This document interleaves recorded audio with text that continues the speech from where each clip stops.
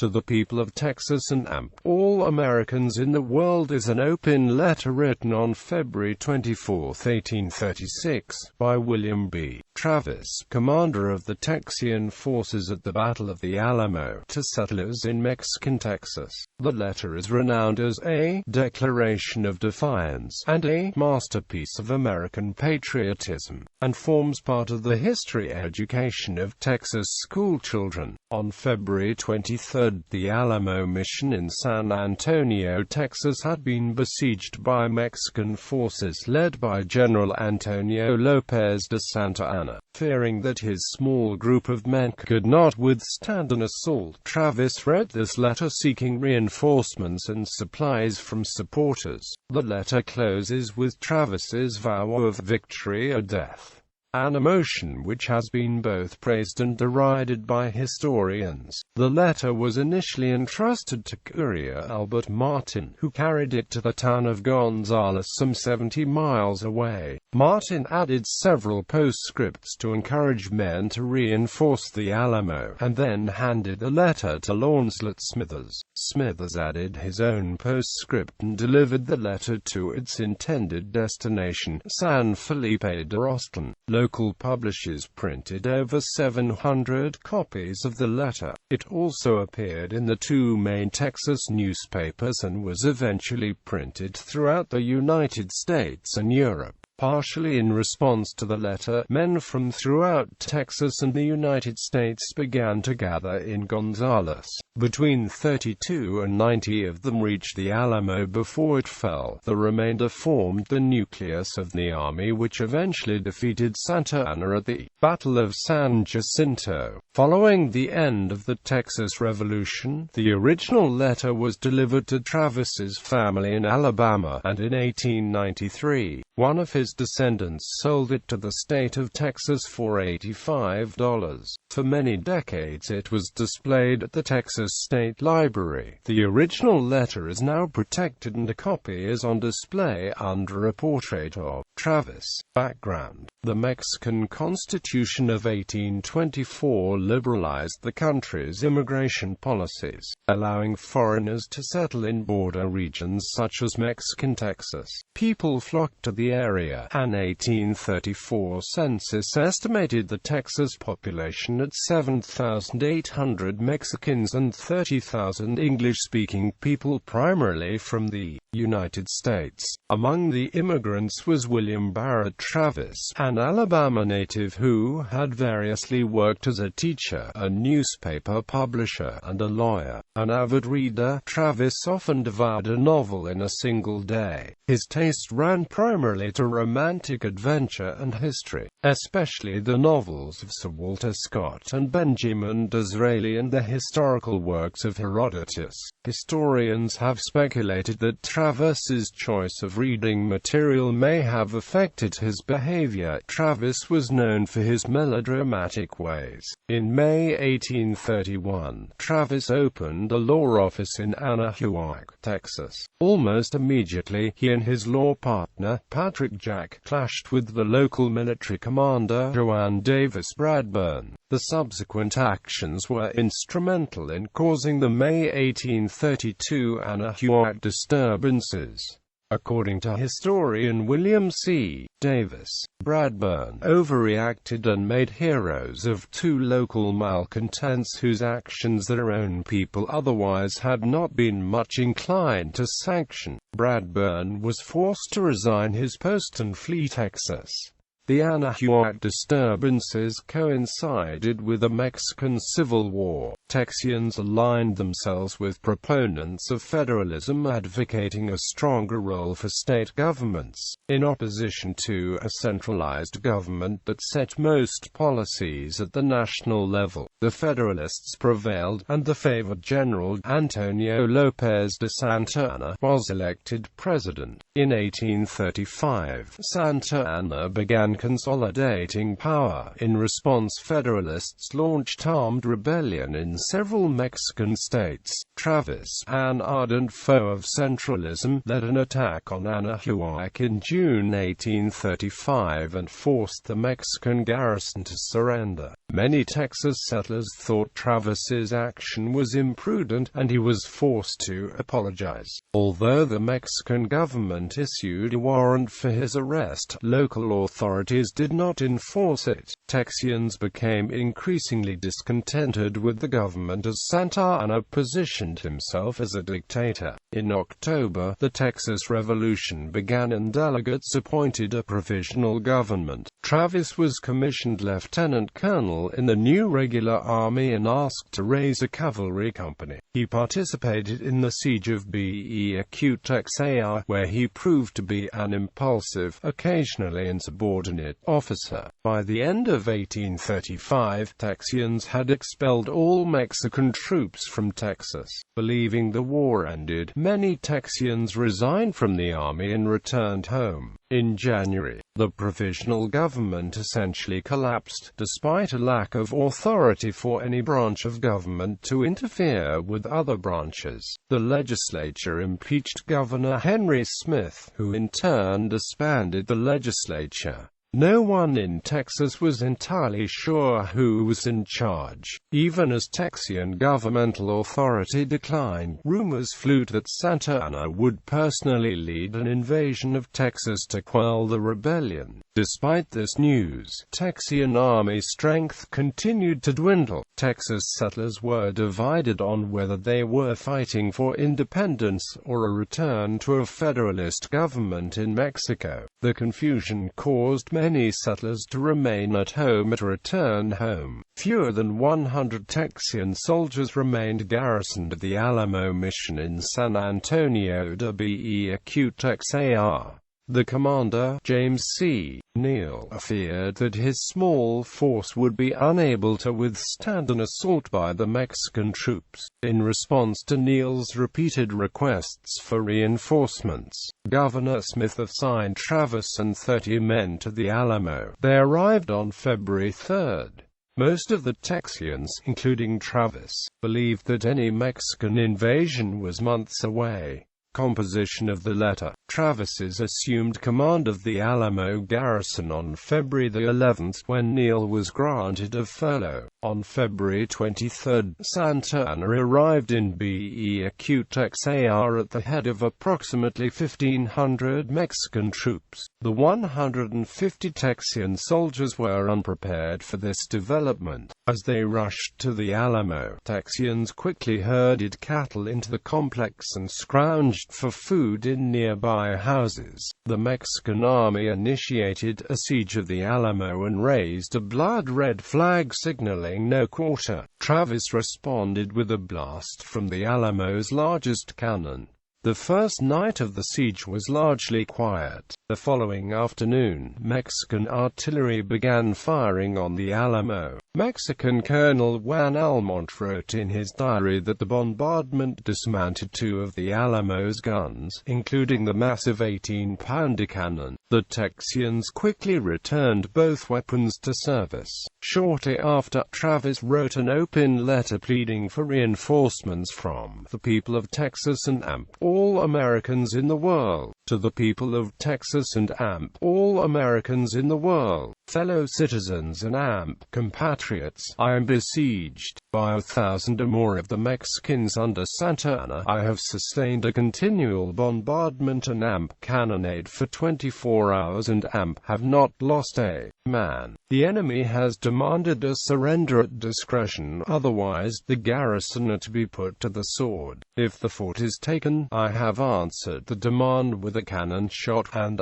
our flag still waves proudly from the walls. I shall never surrender or retreat. Then, I call on you in the name of liberty, of patriotism and everything dear to the American character, to come to our aid. With all dispatch, the enemy is receiving reinforcements daily and AMP will no doubt increase to 3,000 or 4,000 in 4 or 5 days. If this call is neglected, I am determined to sustain myself as long as possible and AMP die like a soldier who never forgets what is due to his own honor and AMP that of his country, victory or death.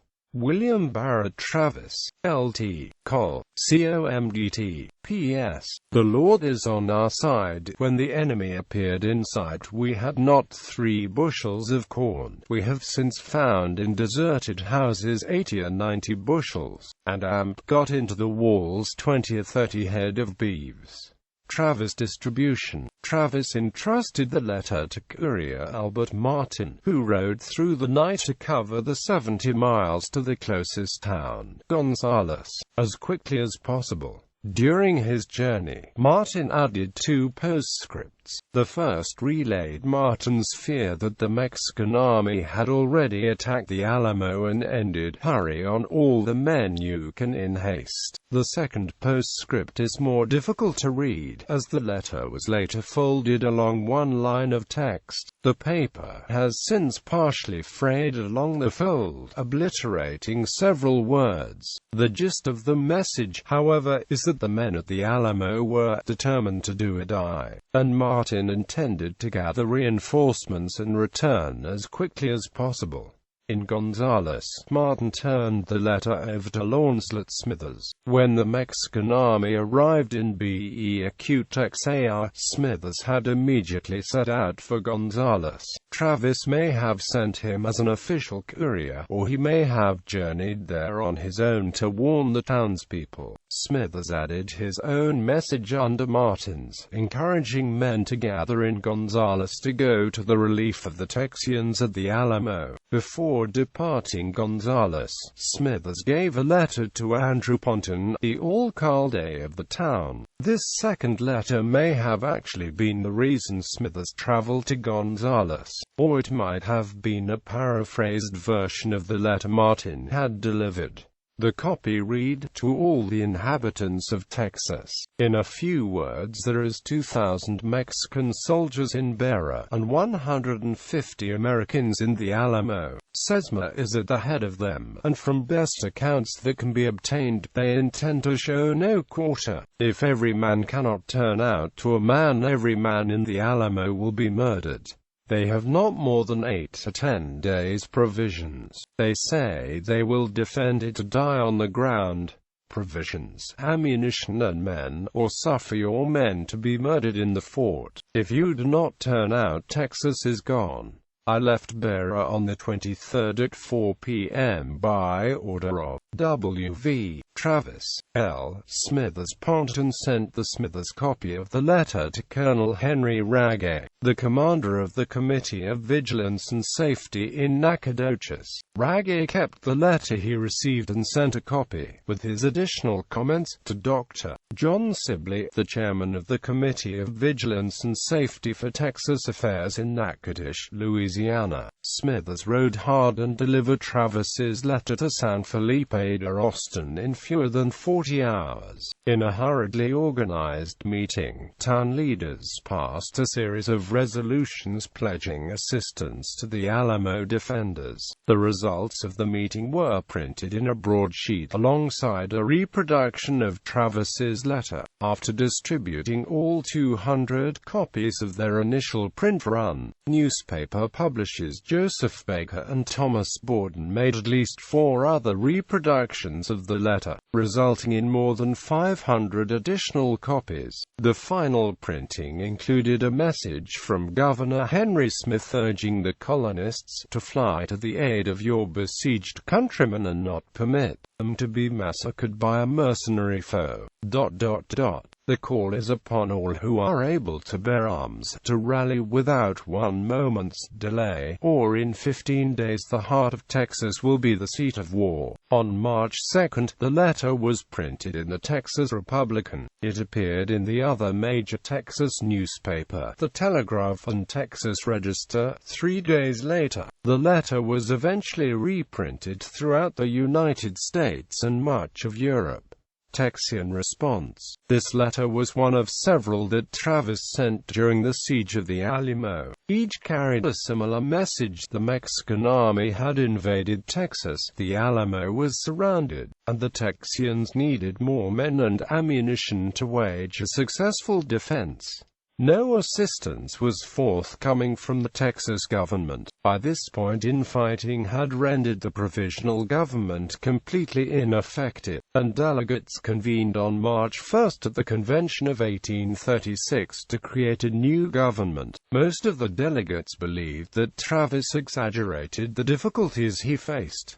Many Texas residents disagreed with the convention's perception. As the message spread across Texas, settlers left their homes and assembled in Gonzales, where Colonel James Fannin was due to arrive with the remaining Texian army troops. On February 27, one group of reinforcements impatiently set out on their own. As a result, 32 additional Texians entered the Alamo. Research by historian Thomas Ricks Lindley indicates that an additional 50 or 60 men reinforced the Alamo on March 4. Almost all of the Texians were killed at the Battle of the Alamo when the Mexican army attacked on March 6. Travis was likely the first to die. Unaware that the Alamo had fallen, reinforcements continued to assemble. Over 400 Texians were waiting in Gonzales when news of the Texian defeat reached the town on March 11.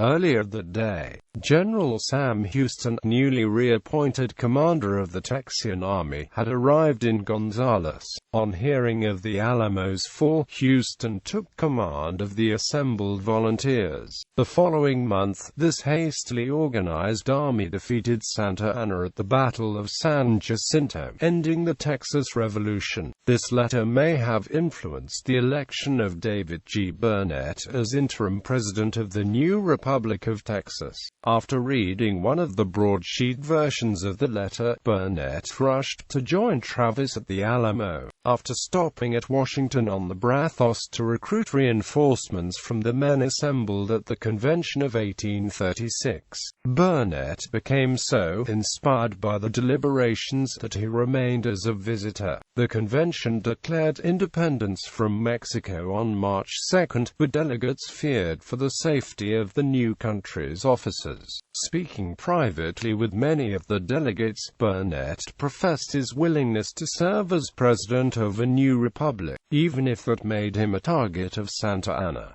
The most popular delegates were absent from the convention on other business for the war effort. In the absence of interest in the position from most of those remaining, Barret was nominated for president and defeated the only other candidate, Samuel Carson, by a 29-23 margin. Preservation. After the Texas Revolution ended, the original draft of the letter was given to Travis's family in Alabama. Several prominent Texians are known to have visited Travis's estranged wife shortly after the hostilities ended, but historians are unsure which of these men might have delivered the letter. Travis's daughter Susan passed the letter down to her descendants. It eventually reached her great-grandson, John G. Davidson. In February 1891, Davidson lent the letter to the Texas Department of Agriculture, Insurance, Statistics, and History. 2 years later, Davidson offered to sell the letter to the state of Texas for $250. This represented half of the annual sum allocated for collecting historical manuscripts, and the state was hesitant to agree. After negotiations, Davidson agreed to accept $85 for the letter, and on May 29 it officially passed into state ownership. For many decades, the letter was publicly displayed, usually in a locked glass case with other manuscripts and artifacts from the Texas Revolution. At times, it was arranged alongside the Travis family Bible and a copy of Travis's will. In 1909, the letter was moved to the Texas State Library and has since left that building only twice.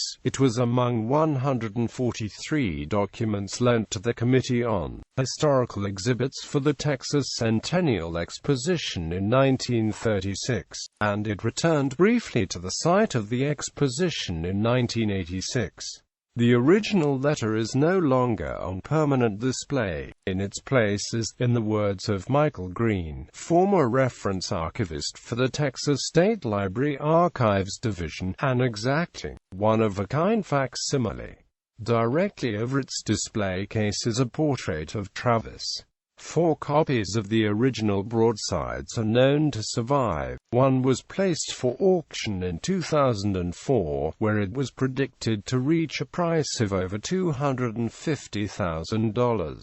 Return to the Alamo. In October 2012, the Texas General Land Office announced plans to display the famous Travis letter in the Alamo from February 23 to March 7, 2013. This will mark the first time the iconic letter has returned to the Alamo since it was written by Travis. The display was free and open to the general public. Reception. Travis's letter is regarded as the most famous document in Texas history, but its widespread distribution allowed an impact outside the relatively isolated settlements in Texas. Historians place the letter in a broader context, as one of the masterpieces of American patriotism, or even one of the greatest declarations of defiance in the English language. It is rare to see a book about the Alamo or the Texas Revolution which does not quote the letter, either in full or part. The letter also appears in full in most Texas history textbooks geared towards elementary and middle school children. The postscripts, however, have rarely been printed. Despite its asserted impact, minimal scholarship exists on the letter itself. Almost from the moment of his arrival in Texas, Travis had attempted to influence the war agenda in Texas. As he realized the magnitude of the opposition he faced at the Alamo, the tone of Travis's writings shifted from perfunctory reports to the provisional government to more eloquent messages aimed at a wider audience. With limited time and opportunity to sway people to his way of thinking, Travis's success, and perhaps his very survival, would depend on his ability to emotionally move the people. His previous work as a journalist likely gave him a good understanding of the type of language that would most resonate with his intended audience. Travis used this particular letter not only as a means to publicize his immediate need for reinforcements and supplies, but also to shape the debate within Texas by offering a well-crafted provocation that might incite others to take up arms. He chose unambiguous and defiant language, resulting in a very powerful message. The letter represented an unofficial declaration of independence for Texas. Its word usage evoked the American Revolution and Patrick Henry's famed cry of liberty or death. Critics have derided the letter for its emotionalism, noting that it appears to show a preoccupation with romance and chivalry not uncommon to fans of Sir Walter Scott. In particular, they point to Travis's asserted determination to sacrifice his own life for a lost cause.